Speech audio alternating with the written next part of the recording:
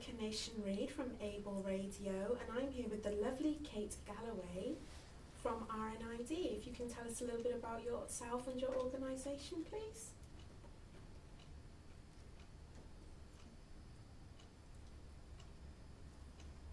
So RNID has services across the UK. In Wales, we provide a variety of services such as fundraising. We do some political campaigning. We do the Youth Adult Transition Service that we work with deaf adults who are 16 to 30-year-olds. They're for people who need to access jobs, go to college, when they're learning to drive, that type of thing in that period of their life. We also have care services where we work with over 18s with additional needs and working in the community. We also have outreach service. We have residential provision. That's in England. We're newer in Wales, so we're still developing that. We have supported living. That's in Derwyn Road in Carmarthenshire. We support young people there, so deaf people there, with their living skills to become independent. So there's a lot of support there. We have the communication services department where you can book interpreters, note takers, and any other access to communication. Are there any treatments available for people who are hard of hearing or deaf?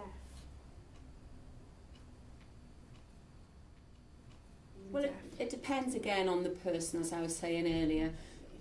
It depends on what they need. If a person's hard of hearing and then they became deafened, they might want a cochlear implant, and then they would go to a hospital and have an assessment, and then they could have that opportunity to have a cochlear implant to help them with their hearing.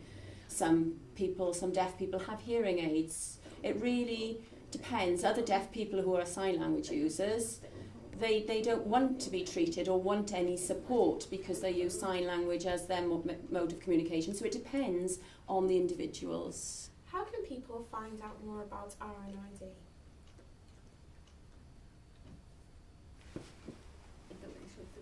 You can get information through our RNID website, which is www.rnid.org.uk. We have an information officer here in Cardiff. We have lots of information like the posters you see behind me and fact sheets.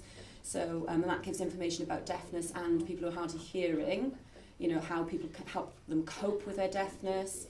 There's also a society called the National Deaf Children's Society, and they're very supportive, obviously, for people with children and the carers and the parents involved with deafness. They go on activities and do lots of work with the families.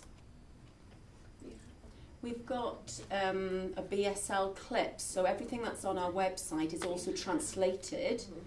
We've also got the ability to have large font on the website, so it's accessible to people. And if the format isn't suitable for you, you're able to contact RNID and they would provide something in a suitable format. What support can your organisation provide to those living with deafness or who are hard of hearing? RNID provides a variety of services for deaf and hard of hearing people. My example of the services I work for is care services. We also have youth adult transition services that are with adults from 16 to 30.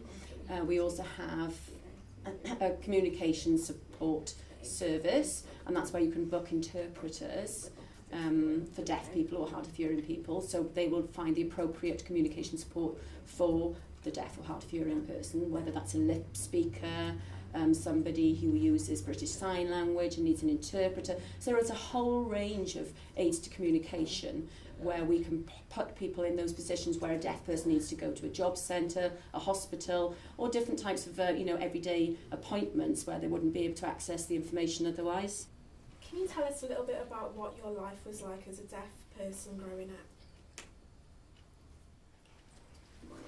When I was small, had good education. I really mixed in well with the children in my area because we were in a small village. But then when I went to the senior school, it was then mainstream education with lots of people I didn't know. It involved a lot of bullying because I was deaf.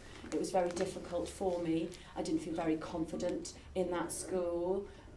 But it was only then after that, when I met more deaf people and learned sign language, that I was felt more included in things later on in life. But that's when my life improved. But it was difficult in school.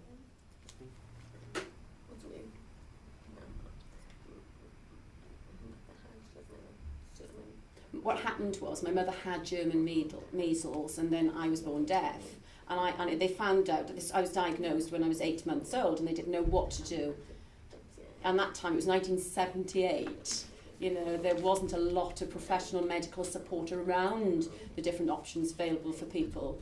So I had to go to Cardiff, to a hospital there, all the way from Pembrokeshire to Cardiff, just to get a hearing aid fitted, because there was nothing down, in the neck of the woods where I lived. So my mother and father had a lot of support through National Deaf Children's Society, and my mother was the secretary and the founder member of the National Deaf Children's Society in Pembrokeshire, because of her own experiences having me, and everybody worked together, and she met other people who had deaf children.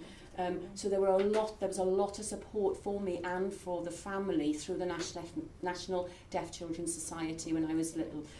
So I wasn't brought up with a lot of other deaf people. I was brought up with people who weren't deaf, and my friends weren't deaf, and I'd learned how to speak and how to lip read, and the doctors and the medical advice at that time, the options were limited, and they said, it's best to teach your daughter how to speak, how to lip read. And then when I was 16, I started learning how to sign, and now I've got the best of both worlds. I can, fit in with the community that I grew up with, but I can also fit in with the deaf community because I'm able to use both languages.